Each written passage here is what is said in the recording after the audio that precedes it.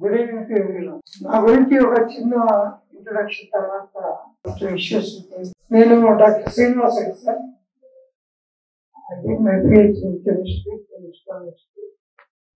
Jagruthi group of institutions కి chairman ఉన్నాను. బీజేపీలో 20 years. Currently I am the state joint treasurer Bharatiya Janata Party. Earlier also I was there as the spokesperson. So let me come to you, all of you, in a very straight manner. Bharatiya Janata Party is Narendra Modi మన president of the Pakistan దాంతో ఒక pact జరిగింది ఢిల్లీలో. దాన్ని Liaquat Nehru pact అంటారు, agreement pact. ఢిల్లీలో 1950 April జరిగింది.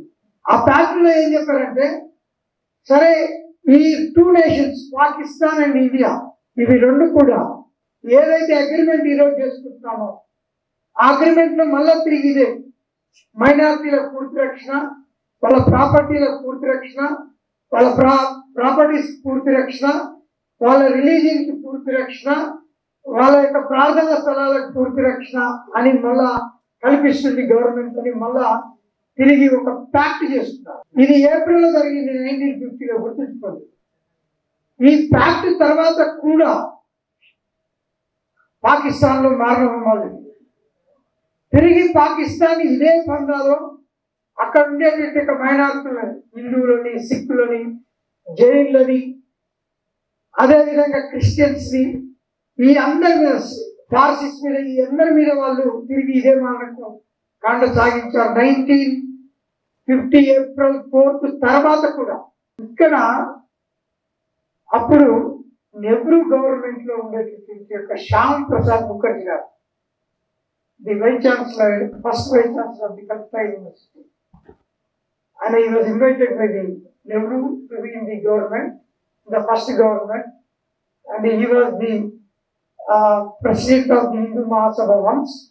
He resigned and he joined the Nehru government on the invitation of the Nehru after the suggestion by the Mahatma Gandhi.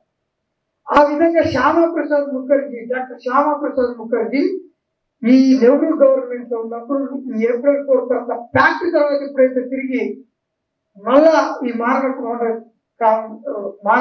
జరిగిందో అప్పుడు నెహ్రూ గవర్నమెంట్ రిజైన్ చేసి బయటకు వచ్చారు. నేను ఇదంతా ఎందుకు చెప్తున్నానంటే, ఈ పార్టీ మొట్టమొదటి వ్యవస్థాపకుడు, the founder of the Bharatiya Janata party or the earlier Bharatiya Jan Sangh.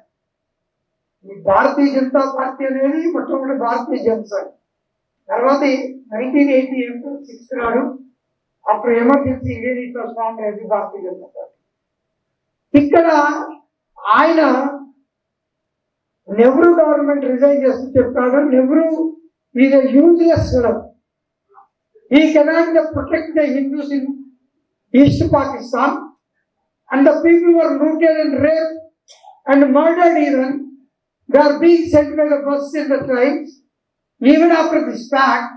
So I resigned as a minister of the industries from the government to protecting against this particular useless mind of the Nehru అని resign అయి పెట్టుకొచ్చారు. అప్పుడు ఈ దేశంలో శ్యామ్ ప్రసాద్ ముఖర్జీ గారు ఏదైతే నెహ్రూ చేయలేకుండా పాకిస్తాన్ కు బుద్ధి చెప్పలేని పరిస్థితిలో ఉన్నప్పుడు అప్పుడు ఈ దేశంలో కొంతమంది కలిసి ఏం ఆలోచించారంటే, yes, we need a party, we need a political party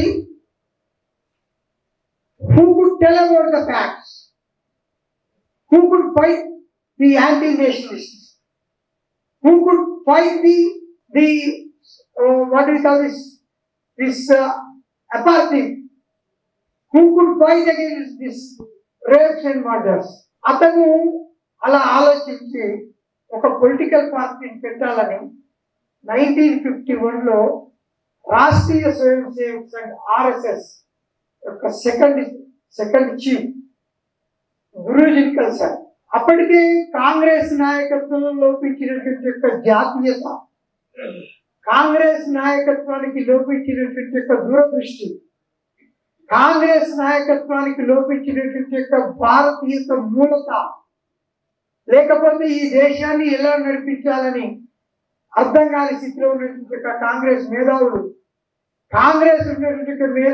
అరువునెత్తుకున్న సిద్ధాంతం ద్వారా అంటే సోషలిజం అని అదని ఇదని కన్ఫ్యూజన్ స్టేట్ లో ఈ దేశాన్ని అండర్స్టాండ్ చేసుకొని నడిపించడంలో ఒక ప్రోగ్రెసివ్ థింకింగ్ అనే ఒకటి ముందు పెట్టి దీని మూలంగా ఉన్నటువంటి ప్రాబ్లమ్స్ ని అర్థం చేసుకోలేక నడుపుతున్న తరుణంలోనే శ్యామప్రసాద్ ముఖర్జీ బయటకు వచ్చి ఇది కాదు ఈ దేశానికి ఒక పొలిటికల్ పార్టీ ఎట్లా ఉండాలి అంటే ఈ దేశాన్ని అర్థం చేసుకోవాలి, ఈ దేశ విధానాన్ని అర్థం చేసుకోవాలి, ఈ దేశ మూలాలను అర్థం చేసుకోవాలి, ఈ దేశంలో ఉండేటటువంటి జీవన విధానాన్ని అర్థం చేసుకోవాలి, ఈ దేశంలో ఉండేటటువంటి సంస్కృతిని అర్థం చేసుకోవాలి, ఈ దేశంలో ఉన్నటువంటి ప్రజల ఆలోచన విధానాన్ని అర్థం చేసుకోవాలి, దాని ప్రకారమే ఈ దేశంలో నిర్మాణం జరగాలి అనే ఆలోచనతోటి కొంతమంది ఈ ఆలోచన వాళ్ళతో మాట్లాడుకొని 1951 అక్టోబర్ 21 నాడు భారతీయ జనతా అంటే ఇది చెప్పడానికి కారణం ఏంటంటే భారతీయ జనతా పార్టీకి ఓటు వేయటం, నరేంద్ర మోదీ గారిని మూడోసారి ప్రైమ్ మినిస్టర్ చేయటం అనేది ఒక్క ఆర్థిక అంశాలకు కానీ లేదా సమాజంలో కొన్ని ప్రాబ్లమ్స్ ని అడ్రస్ చేయడానికి కానీ నరేంద్ర మోదీ గారిని మూడోసారి ప్రధానమంత్రి అడగాల్సిన అవసరం లేదు. లేదా ఒక గవర్నమెంట్ ఉండాలి, మంచి గవర్నమెంట్, ఆ గవర్నమెంట్ నిస్వార్థంగా పనిచేయాలి అనే దానికి కూడా నరేంద్ర మోదీ గారిని అవసరం లేదు. భారతీయ జనతా పార్టీకి ఆ విధంగా ఓటు వేయాల్సిన అవసరం లేదు. భారతీయ జనతా పార్టీ పుట్టింది ఈ దేశాన్ని నిలపటాలి, ఈ దేశాన్ని ఈ దేశ విధానంతో నిలపటానికి, ఈ దేశాన్ని ఈ దేశ సంస్కృతితో నిలపటానికి, ఈ దేశాన్ని ఈ దేశ ధర్మంతో నిలపటానికి, ఈ దేశాన్ని ఈ దేశ శ్రేష్టమైన జీవన విధానం గురించి, ఈ దేశంలో సంవత్సరాలుగా వేల సంవత్సరాలుగా ఉండేటువంటి ఋషి పరంపరను నిలపటానికి, వీటి గురించి భారతీయ జనతా పార్టీకి ఓటేయండి, వీటి గురించి నరేంద్ర మోదీ గారికి ఓటేయండి అనేది ఈరోజు మీలోని మేధావులకి చెప్పవలసింది. సరే, అలా అని మరి మంచి గవర్నమెంట్ వద్దా, అలా అని ఈ రోజు యువకులకు ఉపాధి వద్దా, అలా అని ఈ దేశం ఏమన్నా ప్రపంచానికి సపరేట్ గా ఉన్న దేశమా?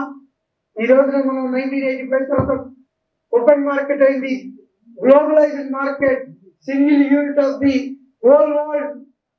ఆర్థిక అంశాలు ఏ రోజుకి ఆ రోజు వస్తున్నాయి, ప్రపంచంలో నిలబడాలి మనం ఆర్థికంగా కూడా, ఇవన్నీ కూడా కావాలి. కానీ వీటితో పాటు ఈ దేశానికి ఉన్న మూల సిద్ధాంతాలు కూడా కావాలి, అప్పుడే ఇవన్నీ కరెక్ట్గా నిలబడతాయి. మీరు ప్రపంచంలో అనేక హిస్టరీ చూడండి, మరొకసారి మీకు గుర్తు చేస్తాను. Just let me tell you one or two things about the whole world history and its civilization. మీకు ఈ రోజున హోల్ వరల్డ్ లో ఉన్నటువంటి 7 నుంచి 8 ఏదైతే మనం civilisations, earlier civilisations of the human history look at that, Mesopotamia కానీ, గ్రీక్ కానీ, రోమన్ కానీ, చాలా civilisations except Indus as well as the Chinese తప్ప ఈ రోజున ఎక్కడ కూడా సివిలైజేషన్, వరల్డ్ సివిలైజేషన్స్ యొక్క మూలాలకు సంబంధించిన నేషన్స్ లేవు. ఇది గుర్తుపెట్టుకోండి. They have lost the purpose of they starting earlier life. వాళ్ళు ఈ రోజున అనేక రకాల బయట నుంచి వచ్చిన వాటికి ఇన్ఫ్లుయెన్స్ అయ్యి వాళ్ళ యొక్క జీవన విధానం ఈ రోజు కనపడుతుంది. కానీ ఇండియాలో అట్లా కాదు. 1000 సంవత్సరాలు ఈ దేశం బానిసత్వంలో మధ్య కూడా, మళ్ళీ గుర్తుపెట్టుకోండి, మళ్ళీ చెప్తున్నాను, 1000 సంవత్సరాలు ఈ దేశం అనేక దండయాత్రలకు గురై అనేక మంది, నేను రీసెంట్ గా ఒక హిస్టరీలో ఒక small piece I just I like to share with you. మీకు తైమూర్ అనే ఒకతను ఈ just came to India and of course ఈ looted everything near by Delhi. అతను వైల్ యువర్ గోయింగ్ బ్యాక్, ఈ కపాలాలు ఉంటాయి కదండి, అనేక గుర్రాలకు ఈ కపాలాలు, మనకి మనుషులు నరికిన కపాలాలు ఢిల్లీని లూట్ చేసిన తర్వాత ఆ కపాలని ఇటువైపు గోల్డ్తో పాటు ఇటువైపు గుర్రాల మీద తీసుకెళ్లి ఈ రోజున ఇరాక్ అండ్ ఇరాన్ బార్డర్లో వదిలారు.